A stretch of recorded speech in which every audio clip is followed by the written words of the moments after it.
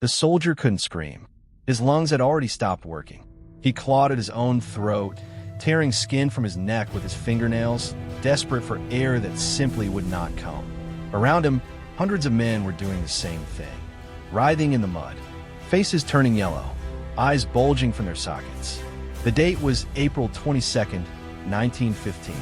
The place was Ypres, Belgium, and in just 10 minutes, over 6,000 Allied soldiers were dying in the most horrifying way the modern world had ever witnessed. This wasn't a battle. This wasn't warfare as anyone had ever understood it. This was something else entirely. Something that the men who survived it said they could never find words to describe. Something so monstrous that the world tried to pretend it never happened. It began with a strange green cloud drifting across the ground just before dusk. French Algerian troops on the northern end of the line saw it first. Some thought it was a smokescreen. Some thought it was a low-lying fog rolling off the fields. Their officers told them to hold position. The cloud moved slowly, almost gently, hugging the earth like a living thing. Then it reached the first trench, and within seconds, men began to die by the hundreds. The weapon was chlorine gas, and the man behind it was a German chemist named Fritz Haber. But here is where history gets complicated. Here is where the story becomes something far darker than most textbooks are willing to admit. Because Fritz Haber was not a monster in the conventional sense. He was a genius. He was a patriot. He was a Nobel Prize winner.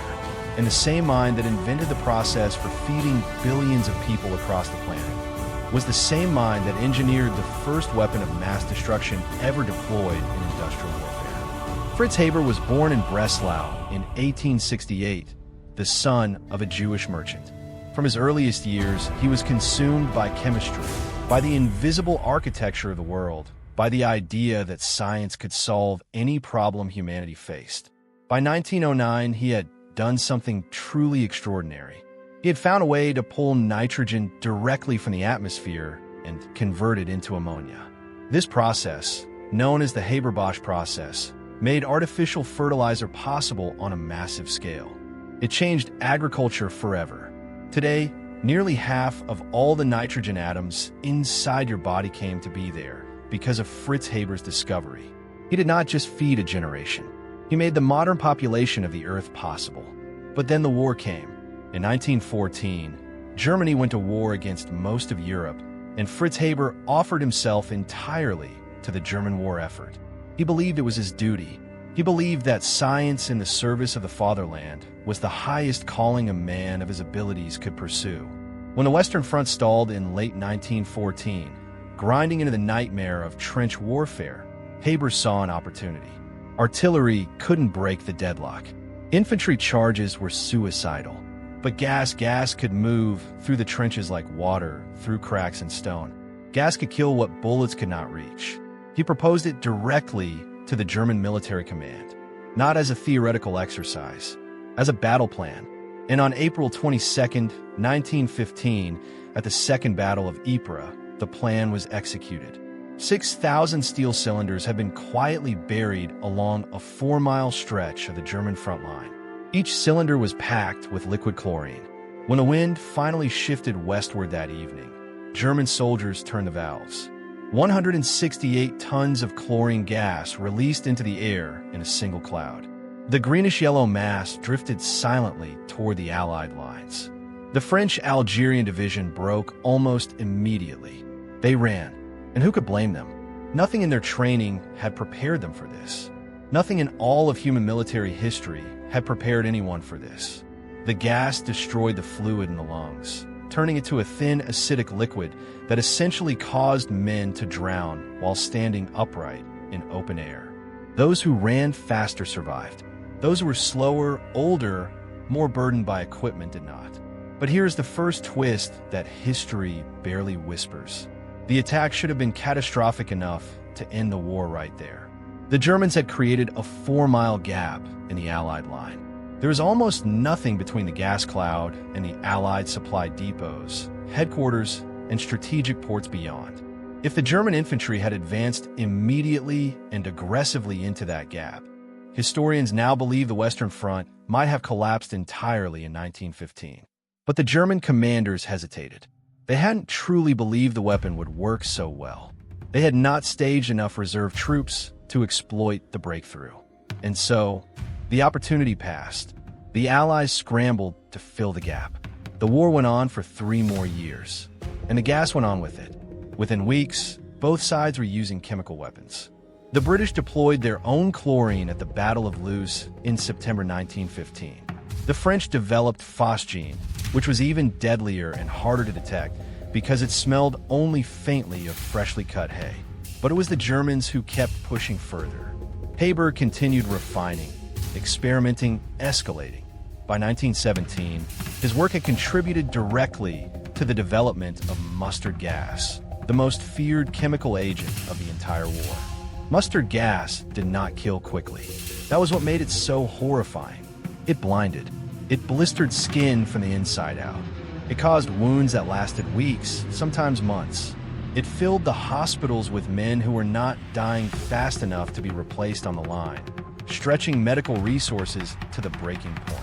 Over the course of the war, chemical weapons caused approximately 1.3 million casualties. Around 90,000 of those were deaths, but the psychological casualties were incalculable.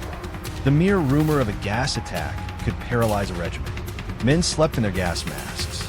They lived in constant terror of a wind change.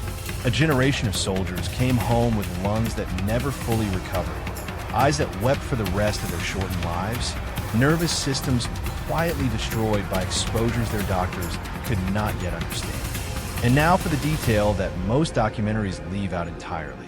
The detail that makes this story almost unbearable in its irony. While Fritz Haber was directing gas attacks on the Western Front in 1915, coordinating the deployment of chemical weapons from the battlefield itself, his wife was back in Berlin. Her name was Clara Immerwahr. She was the first woman to receive a doctorate in chemistry from the University of Breslau. She was brilliant, principled, and deeply opposed to her husband's work. She called it a perversion of science. She argued with him, pleaded with him, wrote to colleagues asking them to intervene. He ignored every word. On the night of May 1st, 1915, just days after Fritz Haber returned home from supervising the Ypres attack, the couple attended a dinner party. The details of what happened between them that night are lost. What is known is that in the early hours of May 2nd, Clara Immerwahr walked into the garden of their home in Berlin. She took her husband's military pistol, and she shot herself through the heart. Their 12-year-old son Hermann heard the shot and ran outside. He held his mother as she died. Fritz Haber left for the Eastern Front the following morning. He supervised the gas attack in Russia 2 days later. The war ended in November 1918. Germany was defeated. The Treaty of Versailles specifically named the use of poison gas as a war crime, and there were serious discussions among the Allied powers about putting Fritz Haber on trial. He fled Germany and lived in exile for a period, moving between Switzerland and England and other countries. His Nobel Prize in Chemistry awarded in 1918 generating furious controversy, because the scientific community was deeply divided about whether a man who had weaponized chemistry on this scale should be celebrated or condemned. He spent his final years trying to rebuild his reputation. He worked on projects to extract gold from seawater to help pay Germany's war debts. He returned to Germany when the Nazis rose to power, believing that his service to the fatherland would protect him. It did not. Despite everything he had given to Germany, despite his conversion from Judaism decades earlier, the Nazi regime dismissed him from his position in 1933 because of his Jewish heritage.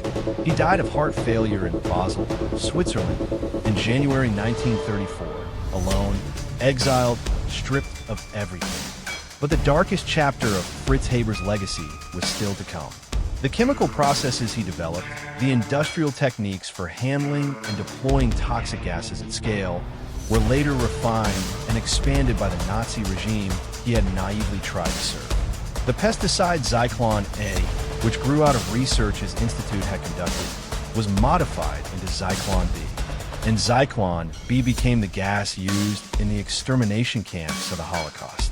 Some of Fritz Haber's own relatives, cousins, and extended family who remained in Germany are believed to have died in those camps, killed by a technology whose origins traced back, in part, to the man who tried so desperately to prove he was German first and Jewish second. The world came together after the First World War and signed the Geneva Protocol in 1925, prohibiting the use of chemical and biological weapons in warfare. It was a solemn promise, a line drawn in the conscience of civilization. And yet chemical weapons have been used again and again in the centuries since. In Ethiopia in the 1930s, in Yemen, in Syria, the line keeps getting crossed. The promise keeps getting broken. The story of Fritz Haber is not a simple story about a villain. It is something far more unsettling than that. It is a story about what happens when brilliance has no conscience attached to it, when nationalism becomes a replacement for ethics, when a man decides that serving his country matters more than asking whether his country deserves to be served in that particular way. Haber gave the world its food and gave the world its poison in the same lifetime, with the same hands, using the same mind. He is buried in a quiet cemetery in Basel. The headstone says almost nothing. Most people walk past it without knowing. Most people have never heard his name at all. And that might be exactly the problem. Because the weapons he built did not disappear when he did. They multiplied. They spread. They found new architects, new governments, new justifications. And every time the world agrees to ban them and then looks the other way when someone uses them again, we are not just failing the victims in front of us. We are failing the 6,000 men choking in the mud at Ypres. We are failing Clara Immerwahr, standing alone in a Berlin garden with a pistol and a conscience her husband refused to share. The most dangerous weapon ever created is not made of gas or metal or fire. It is the belief that the ends justify the means and that history will forget what you did to get there.